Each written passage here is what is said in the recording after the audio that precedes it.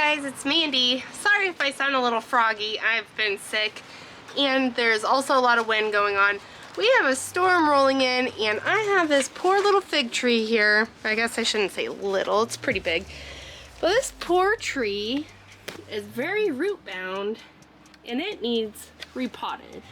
So I'm gonna go ahead and do that because I know the extra soil in here will help protect its roots during the storm as well. So I'm gonna go ahead and get that done.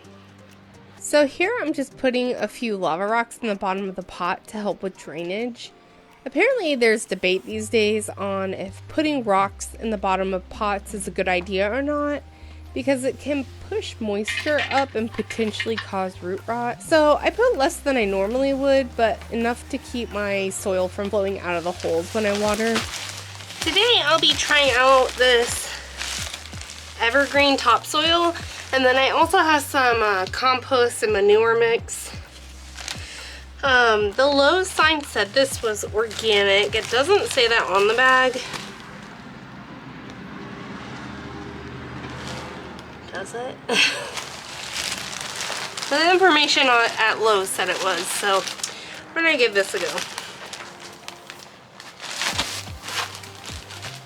While reading about how to transplant my fig, I learned that when you transplant a fig tree directly into the ground, it's important to not fertilize the area for at least a few months.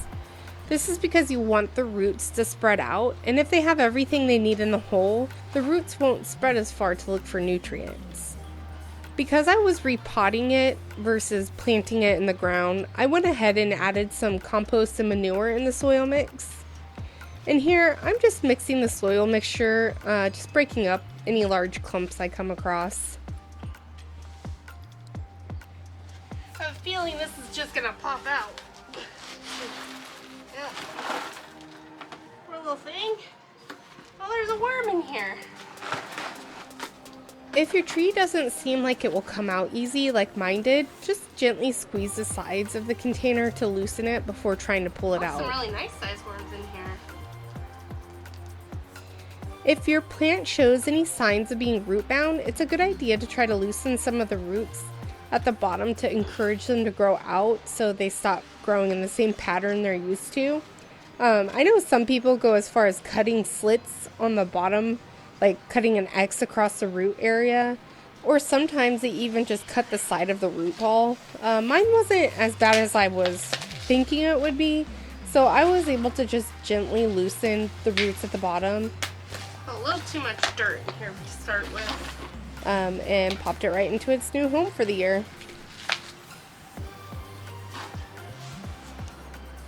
When we plant in the yard, we'll also add native soil into the mixture.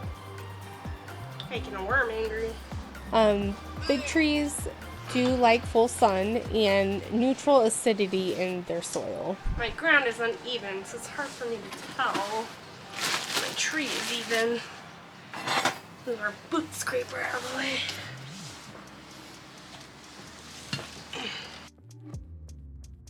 So here, what I was trying to explain in the video is that the Chicago hardy figs hardiness level is zone 5 to 8, meaning it has a good potential to survive in colder climates compared to other fig trees.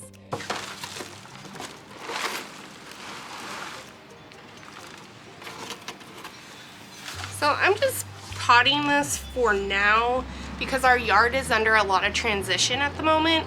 I don't want to plant it in the ground and then have to re-dig it and plant it somewhere else. So just for now, this is going to live in a pot maybe for about a year until I know a good permanent spot for this big tree. I forgot to mention, this is a Chicago hardy fig. And they do well, or they're the most resilient towards cold weather, at least according to what I've read online. The tag that's on my tree says that it can survive between -10 and -20 degrees. I have not lived in an area that gets that cold, thank goodness. A tip for handling winters with fig trees, you can use chicken wire to kind of create a structure around the trunk of the tree, and then you just pack it with dried leaves or straw or hay or something like that to help protect the tree, and then your tree should be fine.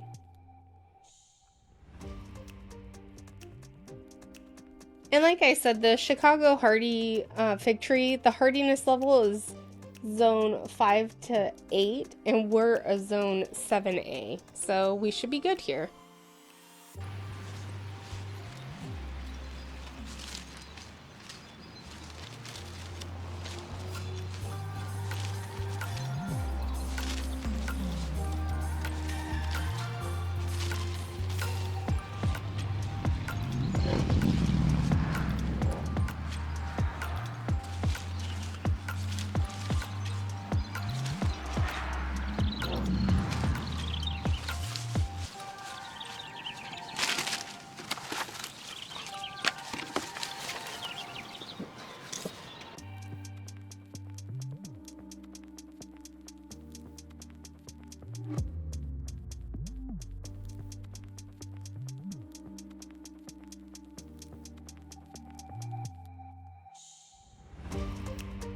And that's it. We repotted it from that planter to that planter, just for the season.